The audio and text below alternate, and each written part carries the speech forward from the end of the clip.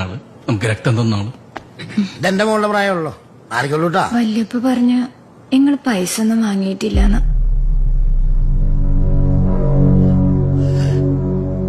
നിങ്ങൾ പഠിച്ചോൻ കാത്തോളൂ. ഞാൻ പഠിച്ചവനോട് ദുആ ചെയ്യാം. നിങ്ങൾക്ക് നല്ലതേ വരൂ.